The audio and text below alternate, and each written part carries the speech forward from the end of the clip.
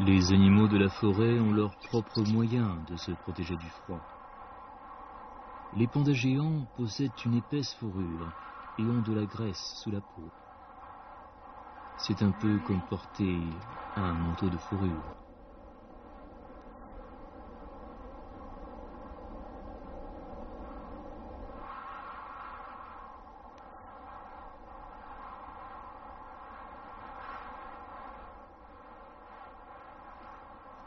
Dec a été abandonné par Front des Garnis et les membres des autres familles.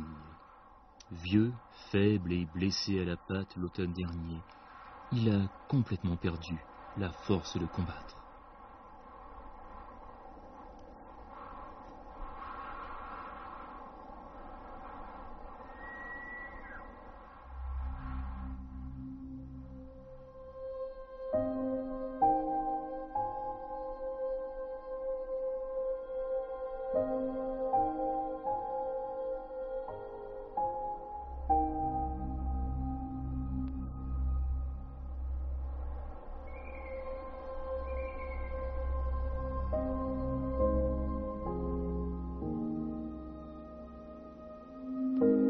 Le matin, après la neige, la température est tombée 10 degrés en dessous de zéro. Les singes se tiennent les uns contre les autres pour garder un peu de chaleur. Pour les singes exclus du groupe, la survie est devenue très difficile.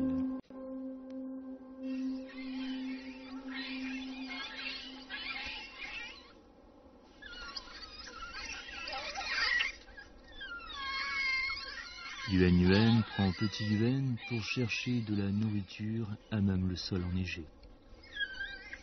En hiver, les racines et les écorces d'arbres constituent la seule nourriture pouvant remplir l'estomac des singes.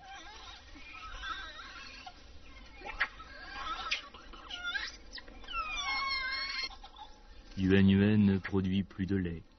Petit Yuen doit se contenter de ronger des écorces d'arbres. De loin, Dec les observe. Mais maintenant, tout a changé.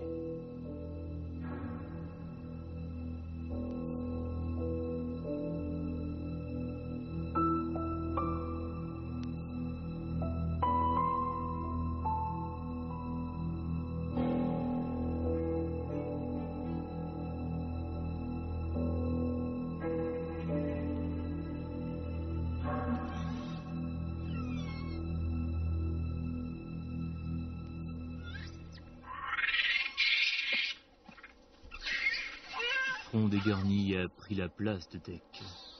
Par la force, il s'est rapidement imposé aux autres singes dorés. Il est encore plus despotique que son prédécesseur.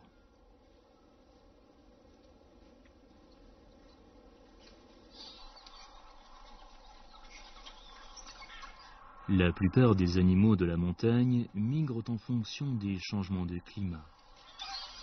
Le temps étant de plus en plus froid, sous la supervision de Front des Garnis, le groupe s'apprête à quitter la vallée pour traverser la montagne et passer l'hiver dans une région montagneuse en plus basse altitude.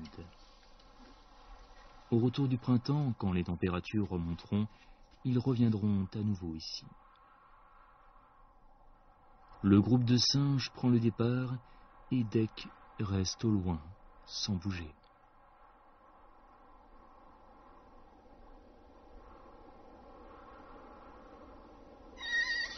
Yuen Yuen prend Petit Yuen et reste sur un arbre non loin. Ils n'ont pas encore bougé. Le seul moyen de survivre est de suivre le groupe. S'ils attendent trop longtemps, ils rateront la seule chance de migrer.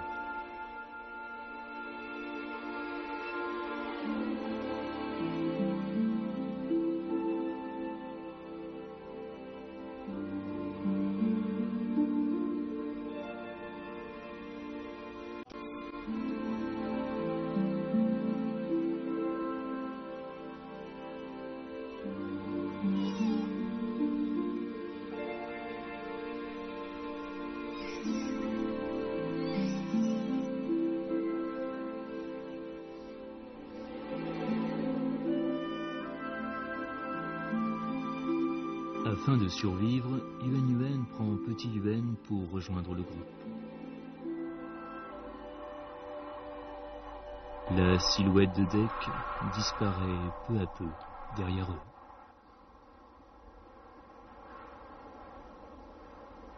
Après une longue marche, le groupe de singes arrive à une forêt sur les monts.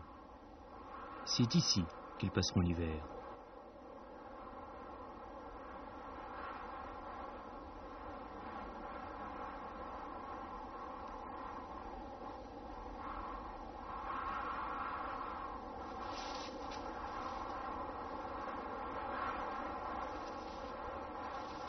Occasionnellement, Dec passe sur des branches à proximité du groupe pour jeter un coup d'œil et s'enfuit tout aussi rapidement.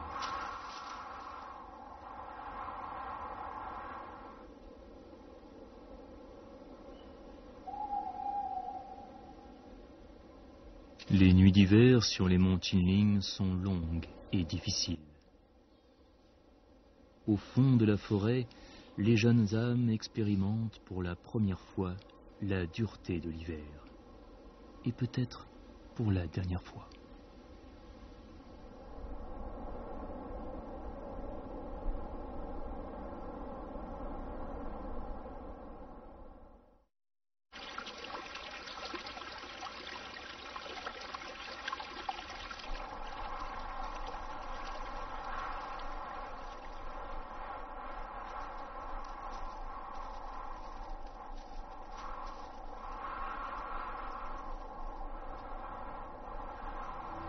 Même si Yuan Yuan fait tout ce qui est en son pouvoir pour s'occuper de son petit, celui-ci est faible. Il n'a jamais connu la dureté du froid de l'hiver.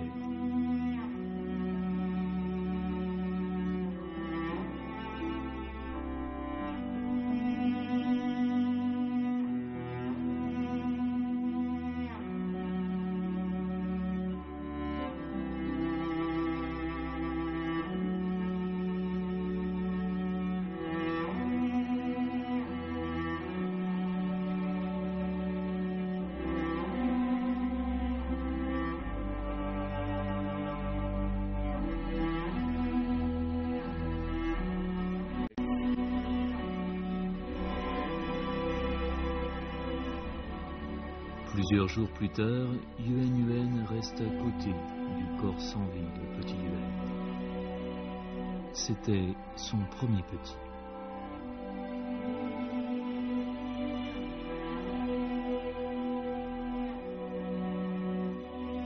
Le lendemain de la mort de Petit Yuan, Dec quitte définitivement le groupe. On ne le reverra plus.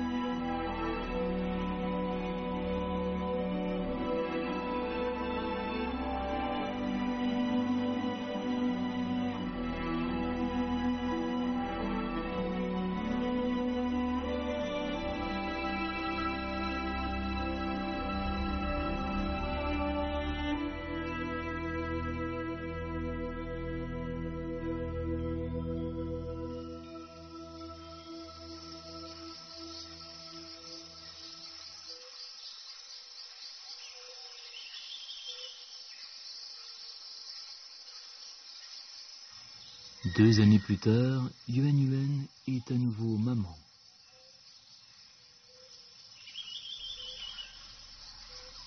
Sur le bouleau rouge qui symbolise le respect et le pouvoir est assis le nouveau chef de famille.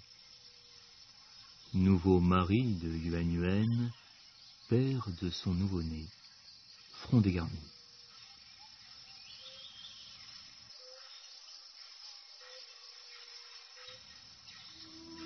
Le World Wide Fund for Nature a décerné au mont Qinling le prix Gift to the Earth.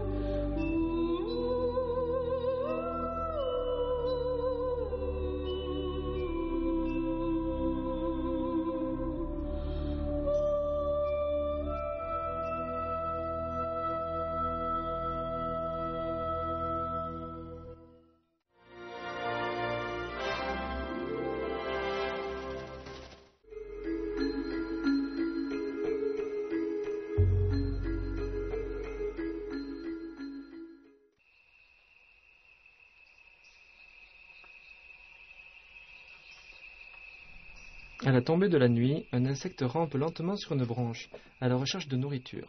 C'est un maître du déguisement, il ressemble à un bâton.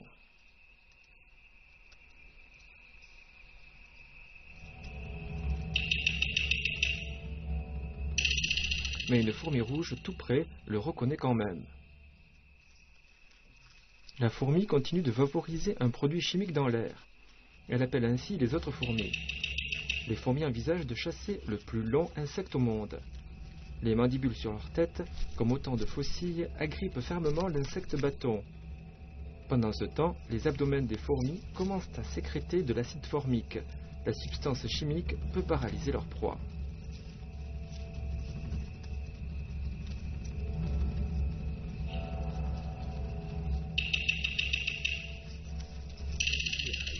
Un nombre toujours plus grand de fourmis rouges se joignent à l'équipe.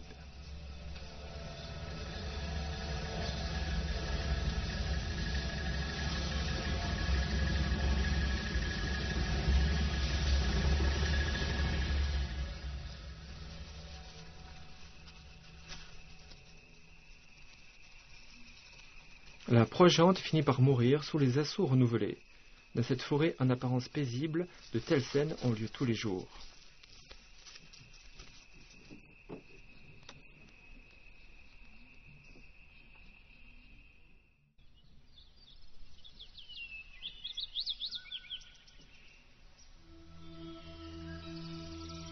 Avant l'aube, la forêt silencieuse est enveloppée de brouillard.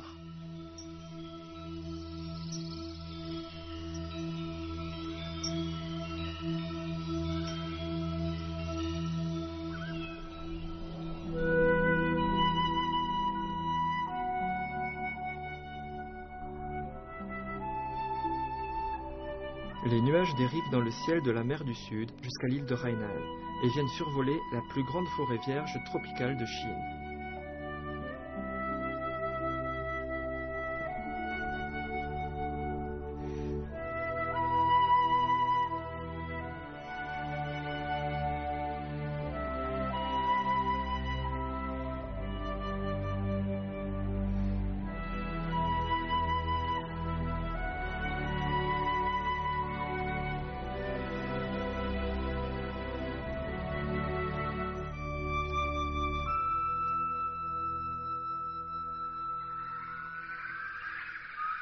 Le mont Dianfangling, haut de 1412 mètres, émerge. C'est le plus haut sommet de la forêt tropicale.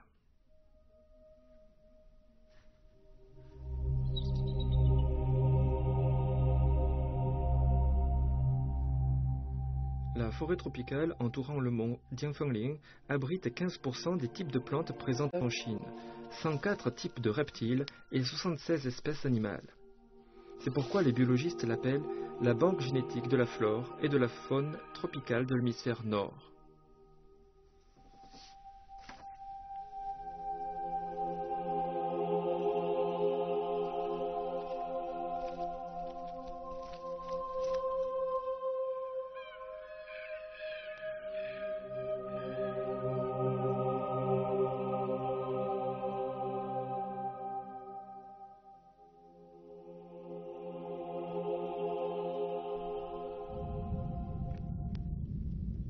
La forêt tropicale est constituée de ceintures déployées de chaque côté de l'équateur.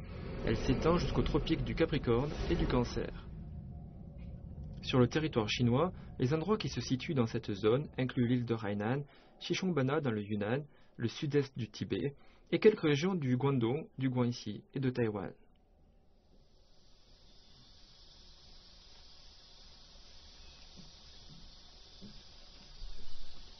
Après que le brouillard se soit dissipé, une fourmi rouge quitte sa maison, à la recherche de nouveaux festins.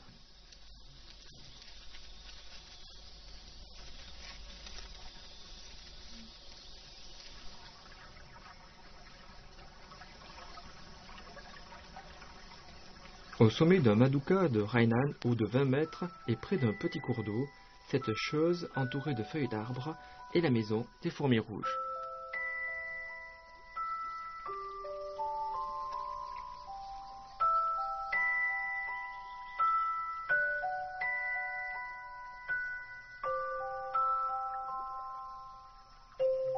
Les insectes de la forêt tropicale se nourrissent tant de branches que de feuilles. Mais les fourmis rouges, elles, se nourrissent essentiellement de viande. Des scarabées bijoux, des scarabées à longues cornes et d'autres insectes vivant sur les feuilles d'arbres. Les Maduka de Hainan procurent un abri aux fourmis rouges.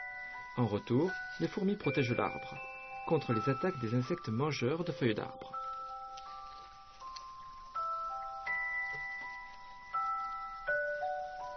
Sur un autre arbre, ces fourmis rouges construisent un nouveau nid. Comme il y a plusieurs dizaines de milliers de fourmis dans cette colonie, un nouveau nid devient alors nécessaire. Certaines fourmis choisissent 2 feuilles et les rapprochent. Pendant ce temps, d'autres fourmis prennent des larves matures entre leurs mandibules et forcent celles-ci à cracher de la soie entre les feuilles pour les coller les unes avec les autres, tout comme des points de suture. Et voilà qu'un nouveau nid apparaît.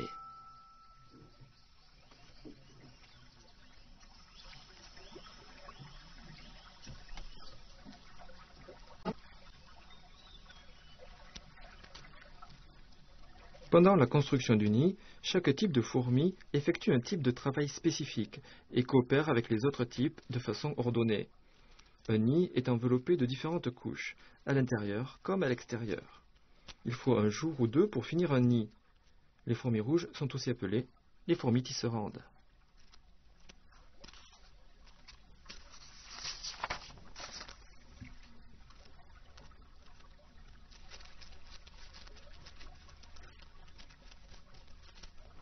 À l'entrée du nid, les fourmis soldats patrouillent. Chaque fourmi retournant à la maison fera l'objet d'un examen exhaustif de la part des gardes. Elles ne seront admises à l'intérieur qu'après vérification de leur identité.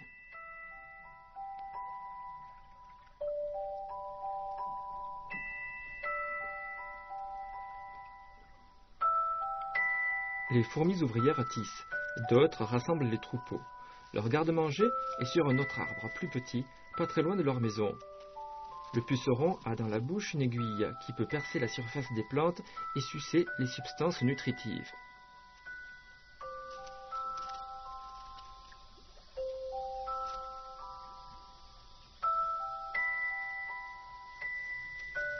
Une fois par tranche de 1 ou 2 minutes, les pucerons soulèvent leurs abdomens et commencent à excréter du miella contenant du sucre. Une fourmi ouvrière vient sur place, racle le miella avec ses mandibules et l'avale. Une ouvrière peut garder plusieurs pucerons.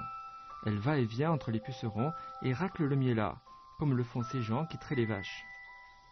Les fourmis protègent les pucerons contre leurs ennemis naturels. Et les pucerons donnent du miella à leurs protectrices. En résumé, tout le monde y gagne.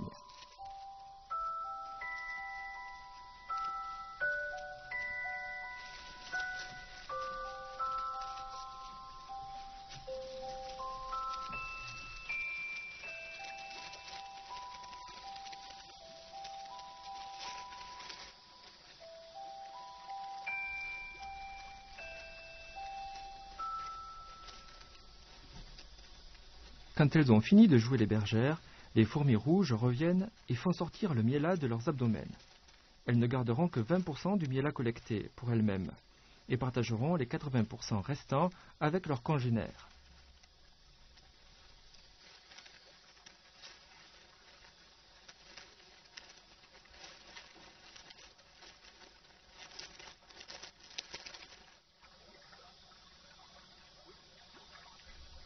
Les fourmis ont une vie sociale. Toutes les ouvrières de la colonie sont des femelles stériles. Elles cherchent de la nourriture, se battent, protègent leur maison et prennent soin des œufs qui viennent d'être pondus par la reine. Elles passent toute leur vie à effectuer ces tâches.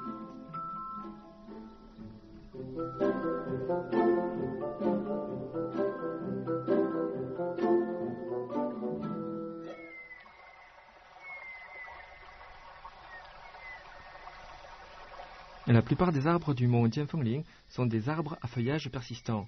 Plus de 100 espèces d'arbres poussent sur une superficie d'1 hectare. Aucune espèce ne domine les autres ici. À un endroit situé à plusieurs centaines de mètres du Maduka de Hainan, une fourmi rouge et quelques-unes de ses congénères cherchent de la nourriture sur un prunier vert.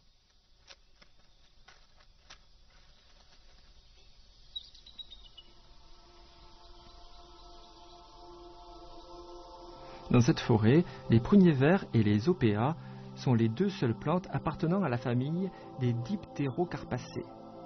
Dans la forêt tropicale asiatique, les grands arbres dominants sont en effet les Dipterocarpacées. Ces arbres sont donc caractéristiques du climat tropical asiatique.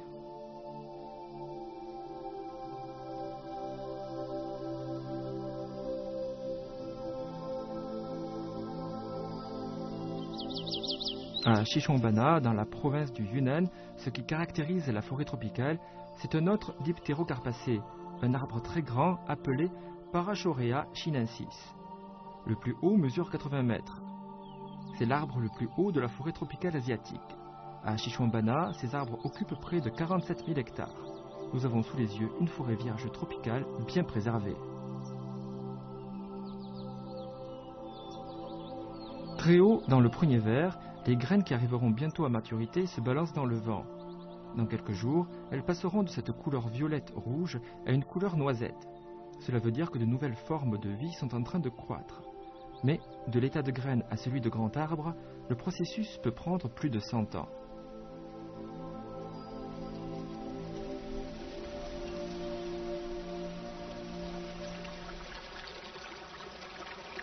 Le niveau du cours d'eau diminue de jour en jour. Sur cette île, un typhon peut apporter de 60 à 70% des précipitations annuelles. Mais plus d'une année s'est écoulée depuis le passage du dernier typhon. Il fait plus de 36 degrés Celsius et des groupes de fourmis rouges descendent d'un maduka à la recherche d'eau.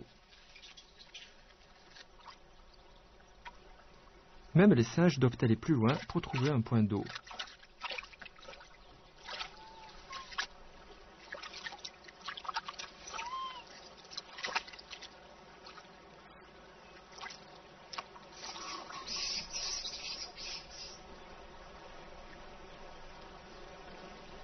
Devant la cascade, les orchidées qui poussent sur les branches sont flétries. Les graines sont enveloppées de feuilles pour qu'elles puissent garder une quantité d'eau leur permettant de survivre.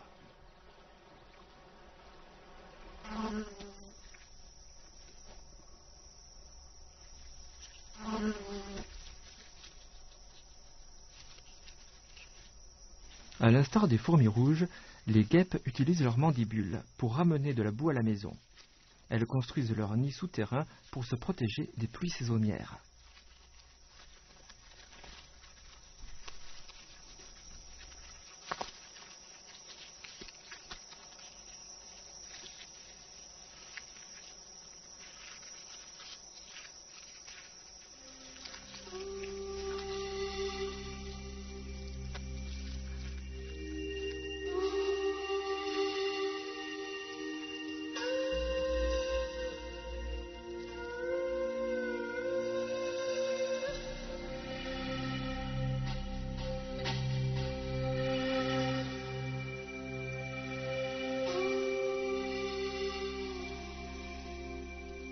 Sur la cime de l'arbre, les fourmis rouges construisent aussi des édifices.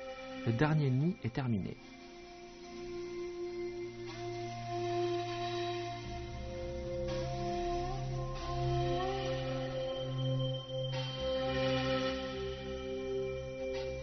Toute la forêt attend la saison des pluies.